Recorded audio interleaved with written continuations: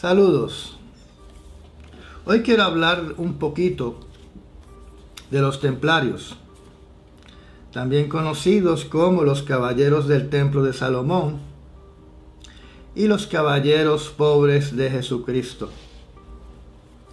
Este libro me lo regaló un masón, me indicó que solamente se distribuía entre los miembros de la masonería y que fue escrito por un gran maestre masón o un masón que tenía una alta jerarquía. Para propósitos de la charla de hoy vamos a asumir como correcto, como verdad, de que número uno, la persona que me entregó este libro es verdaderamente un masón. Número dos, que la persona que escribió este libro es realmente un masón de una bien alta jerarquía dentro de esa logia. Y número tres, que lo que escribió este autor en este libro, que se reparte exclusivamente en las logias masónicas, es verdad y es correcto. Cada vez que usted firme un cheque, debe recordar de que se atribuye a los templarios esta práctica de firmar un pedacito de papel para transferir fondos de su cuenta bancaria a otra institución o a otra persona. Recordemos que los templarios fueron la primera multinacional religiosa, militar y comercial de la antigua Europa. Eran comerciantes, eran banqueros, eran agricultores y eran militares. Si yo quisiera comparar lo que era la organización conocida como la Orden de los Templarios con alguna empresa del siglo XXI, tendría que mencionar el nombre de Carlyle Group, que es actualmente la corporación privada más grande del mundo, con bancos, con comercios y con ejércitos privados. Yo no voy a entrar en la historia de los templarios. Usted la puede leer en cualquier enciclopedia o libro que hable de estas personas. Pero sí voy a decir lo siguiente. Este libro pinta a los templarios como los verdaderos protectores de la genuina fe en Dios y en Jesús. En el siglo XII permitieron que los templarios tuvieran una fortificación en donde está el monte, que está la mezquita conocida como Al-Aqsa. Este es el mismo monte que tiene el Muro de los Lamentos y donde se supone que haya estado el Templo de Salomón. Pues se dice que los templarios, conociendo que allí había estado el Templo de Salomón, empezaron a hacer túneles buscando todas las riquezas que había dejado ese rey, y que en esa búsqueda encontraron algo muy particular. Como ustedes saben, se ha creado una leyenda de que los templarios son custodios del Santo Grial, de la copa donde Jesús bebió vino en la última cena. Pues este libro no habla absolutamente nada de eso. De hecho, aquí el Grial es otra cosa. Y hacen un relato de que debajo del templo de Salomón se encontraron unas piedras de poder, y que una de ellas levitaba. Hasta usan una frase llamada la montaña de Onix, y de hecho, esto que tengo en mi mano es una bola de Onix. Según este libro, el Grial son estas piedras de poder. Esta piedra que levitaba, que flotaba en el aire, encontrada por los templarios, y que hoy en día no se sabe dónde está. Aunque la leyenda está indicando, y es la leyenda moderna de los autores del siglo XX, que dicen que el Grial está en alguna parte de Escocia o escondido en alguna parte de España. Pero aparentemente no es una copa, es una piedra de poder. Y déjenme leerle aquí una oración para que no digan que me estoy inventando lo que estoy diciendo. Declara que los templarios lograron ser custodios de dicho objeto de poder. En su interior, una piedra flotaba, encontrándose esta joya en un área en el Mont Salvat de los templarios, sobre el monte de Onix, y donde está la piedra llamada el Grial. Así que si el Grial era una piedra de poder que levitaba, que flotaba en el aire, una o varias, porque el libro no indica si se trataba de una sola piedra o si eran varias piedras. A veces habla en singular y otras veces habla en plural. Y de hecho, este libro hay que leérselo decenas de veces para poderlo entender, porque está escrito de una forma extremadamente complicada. Me pregunto si tiene alguna clave que solamente los masones entienden. Si estas piedras de poder que encontraron los templarios en el templo de Salomón flotaban, levitaban en el aire, ¿acaso eso no es igual a lo que conocemos como antigravedad? Y por lo tanto podemos hacer una pregunta un poco alocada.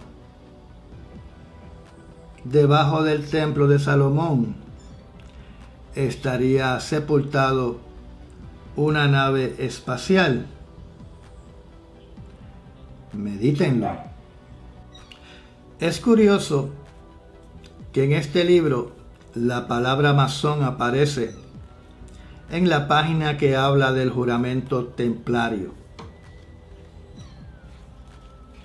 Y lo voy a leer. Al final de la ceremonia se arrodilla y es armado caballero por el gran comendador, el cual dice: te armo caballero masón.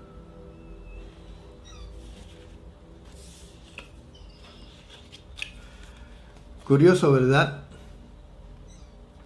Si esto es correcto, los templarios juramentaban como masones.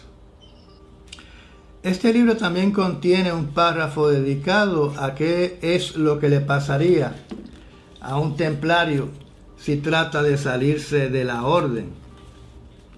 Y voy a leer estas líneas.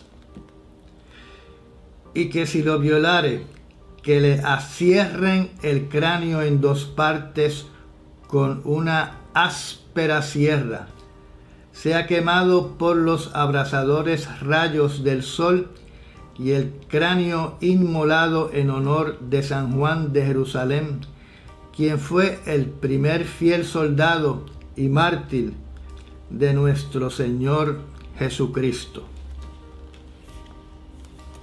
Así que una vez uno era templario, no había marcha atrás, aunque también el libro menciona de que uno podía ser expulsado de la orden, pero aparentemente voluntariamente uno no podía salirse de ella. Este libro también indica de que algunos templarios eran esoteristas, o sea, que practicaban o investigaban diferentes misterios. Tal vez estos templarios se unieron a los Rosacruces después. Lo que podemos decir es que no solamente eran banqueros, soldados y comerciantes, sino también investigadores de diferentes misterios dentro de lo paranormal. Y naturalmente, como era una orden eclesiástica, entre los templarios tienen que haber habido exorcistas, tienen que haber habido especialistas en demonios y en los misterios del Averno. Lamentablemente, producto de la codicia del Papa Clemente V y el rey de Francia, Philippe IV, que deseaban tener control de todas las riquezas que poseían los templarios, un viernes 13 de octubre del año 1307, hicieron una redada con todos los templarios. Algunos los asesinaron en sus aposentos y otros fueron quemados en la hoguera. Es curioso que en el siglo XIV, cuando se determina de que la orden tiene que ser exterminada, en su lecho de muerte, en la estaca que había sido construida para quemar lo que es para mí el equivalente del Papa Templario, porque tenemos que aclarar, este libro habla de una iglesia dentro de otra iglesia, y esa iglesia dentro de la otra iglesia eran los templarios, una iglesia más poderosa que la Iglesia Católica en sus recursos económicos, y una iglesia que, como dije anteriormente, aparentemente era la verdadera protectora de la fe, según como está redactado en este libro. Pues este gran maestro templario ordenó en París que fuera amarrado con sus manos como si estuviese rezando y mirando hacia la iglesia de Notre Dame. Y según está escrito por las personas que fueron testigos de este evento, las últimas palabras de Molay antes de fallecer era una oración donde decía que las personas responsables por su muerte iban a fallecer próximamente, se iban a reunir con él en el más allá. Y un mes después falleció el Papa Clemente V, y meses más tarde falleció el rey de Francia, Philippe IV. Esto se conoce como la maldición de Molay. En el año 2001 pasó algo muy bochornoso para la Iglesia Católica. Se encontró un documento extraviado en las bóvedas del Vaticano, un documento firmado en el 1308, un documento que perdonaba y decía que las acusaciones contra los templarios eran falsas. Entonces nos tenemos que preguntar si este documento fue firmado en el 1308. ¿Por qué ejecutaron a Jacques de Molay en el 1314 en la hoguera en París? Quiero también indicar que este libro menciona que no todos los templarios fueron exterminados en el siglo XIV y de que algunos de ellos pudieron escapar y se integraron a los masones y a los grupos que iban a comenzar lo que conocemos hoy como la Orden de los Rosacruces. Así que, si eso es correcto, algunos de ellos sobrevivieron. Pero también este libro nos deja pensando en las siguientes dos preguntas. Número 1. ¿Dónde están las piedras de poder? ¿Dónde está la piedra llamada Grial que flota en el aire? Número 2. Debido a la juramentación que aparece en este libro, cuando uno se convierte en masón y va subiendo de grado, ¿en qué momento uno se convierte en templario? Piensen en lo que acabo de decir. Con esto yo termino mi presentación de hoy. Espero que haya retado las neuronas de su cerebro.